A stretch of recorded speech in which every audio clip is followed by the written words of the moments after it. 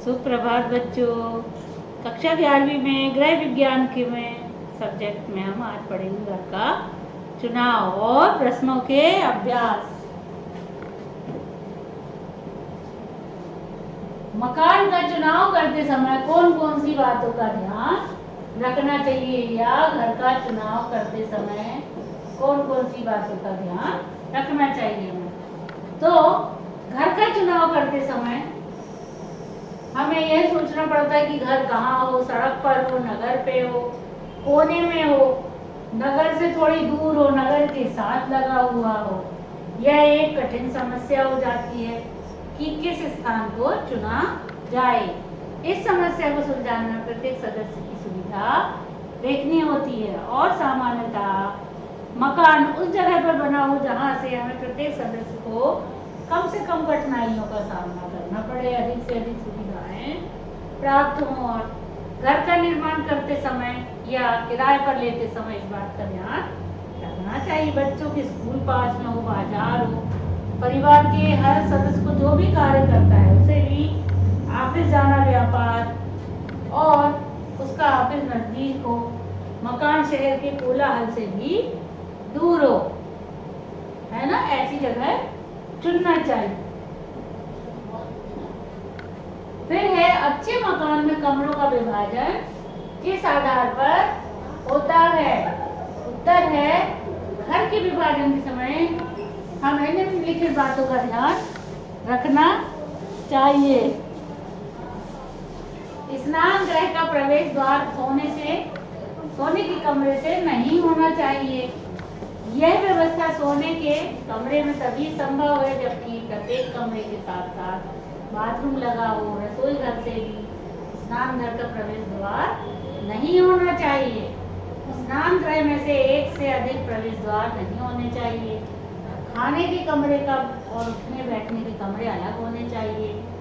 फिर रसोई घर तथा सोने का कमरा भी ऐसे स्थान पर हो जहाँ से आवागमन कम हो। भंडार घर का भी रसोई घर के पास होना चाहिए ताकि सामान रखने और निकालने में सुविधा रहे।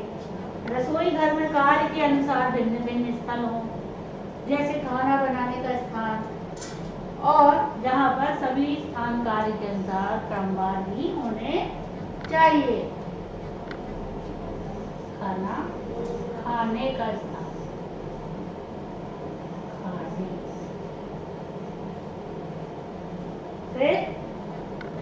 फिर है कि खिड़कियां दरवाजे हो रसोई घर में, इस बात का भी ध्यान रखना चाहिए। और क्रमशः ये ताकि पॉल्यूशन ना हो हमारे घर के अंदर। अब हम आगे देखेंगे कि बहुउद्देशीय कमरे के लाभ और हानियां क्या है। बहुउद्देशीय कमरे में उद्देश्य है कि कम जगह में ही अधिक से अधिक सामान रखा जाए और अधिक परिवारजनों पर रह सके। फिर कम खर्च से आवास समस्या समाधान हो जाए। घर में उपलब्ध मनोरंजन सामग्री जैसे टीवी, फ्रिज, कूलर आदि का उपयोग एक साथ अधिक लोग कर सके। कम खर्च से सुविधाएं उपलब्ध हो सके। फिजूल खर्ची की बचत होती है। घर में साफ सफाई, देखभाल, सुरक्षा हो सकती है।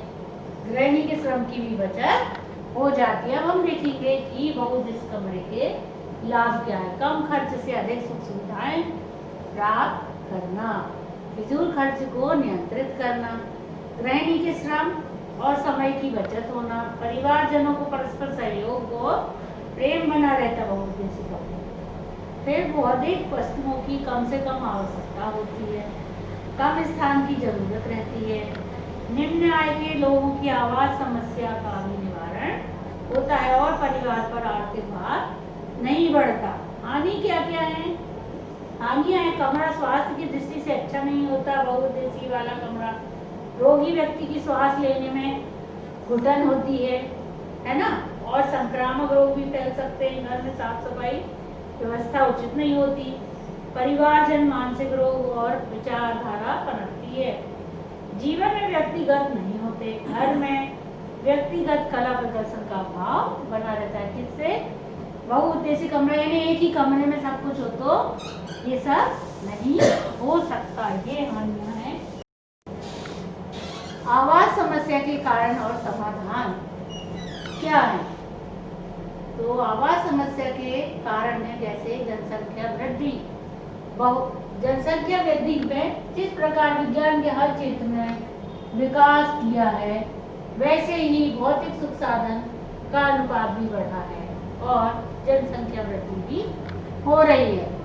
तो मकान या कमरे एक से अधिक व्यक्तियों के रहने के लिए व्यवस्थित होना पड़ रहा है, यह समस्या है। कल कारखानों की भी वृद्धि, देशों में इतनी वृद्धि हो गई है कि आसपास प्रदूषण फैल रहा और कल शहरों में भी कारखाने हो गए हैं। कर्मचारी अधिक संख्या में होते हैं, उन्हें भी आवास के लिए कठिनाई होती है। कल कारखानों भी आसपास खुल जाते हैं। तो गृह समस्या का एकाकी परिवार, आजकल लोग अलग अलग रहने लगे हैं, तो यह भी एक जनसंख्या का कारण है। पुत्र बहु है एक साथ रहा करते हैं। एकाकी परिवार की व्यवस्था प्रचलित, अतः प्रत्येक व्यक्ति को अपने व्यक्तिगत आवास की जरूरत होती है। आवास समस्या बहुत बढ़ी हुई है। ऐसे भी परिवार हैं जिनके पास बड़े बड़े आवास हैं और परिवार अलग अलग है, यह भी समस्या को बढ़ावा देता है। नौकरी पेशा की प्रवृत्ति, आज शिक्षा का प्रसार इतना हो कि शिक्षित लड़के तथा लड़कियां नौकरी में करने की प्रवृत्ति बढ़ी हुई है। तो इससे भी, जबकि व्यक्तियों के पैतृक निवास खाली हैं, व्यर्थ पड़े ही है, भी गृह समस्या का कारण है। आधुनिक भौतिक सुख साधन की उपलब्धियां की गई हैं। प्रत्येक व्यक्ति अधिकतम उस साधनों का उपयोग नहीं करना चाहता जो संयुक्त रूप से संयुक्त परिवार में है, संभव नहीं है।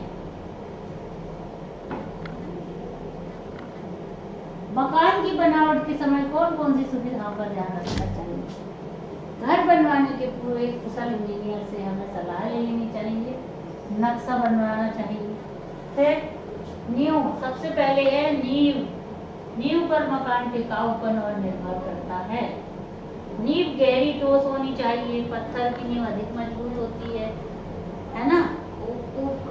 और इसमें कभी कभी नींव की भराई पत्थरों के आकार के अनुसार की जाती है। सबसे पहले पत्थर के बीच मिट्टी, बजरी पर मोटी रेत डाल दी जाती है। मोटी रेत पर बारीक रेत डालकर खुदाई की जाती है और मकान की मजबूती के लिए सीमेंट, रेत, कंक्रीट का उपयोग किया जाता है। फिर है मंच या कुर्सी, यानी ये प्लेटफॉर्म चुना जाता है कि कैसे जमीन में चारों तरफ एक प्लेटफॉर्म बनाया जाए, फिर उसके ऊपर कमरे बनाए जाए। मकान का फर्श जमीन की ऊंचाई पर बनाया जाता है और इसे ही मंच कहते हैं, है ना। नींव डालने की एक मंच इस टाइप का बना होता है, इसमें ये कमरे बनाने, ये बना ऐसे बना होता है ना। ये इसे मंच कहते हैं। फिर प्रकाश की व्यवस्था होना चाहिए कि प्रकाश के लिए खिड़की होनी चाहिए, प्रकाश की व्यवस्था, है ना। प्रकाश की व्यवस्था देखना चाहिए, खिड़कियां होनी चाहिए, वेंटिलेशन जिसे कहते हैं हम, वेंटिलेशन, है ना। आसपास नलों की व्यवस्था, पानी की व्यवस्था, छत सपाट कई प्रकार की डलती है, सपाट भी और ट्रायंगल भी, पानी की व्यवस्था। ये सब हमें मकान बनाते समय देखना चाहिए।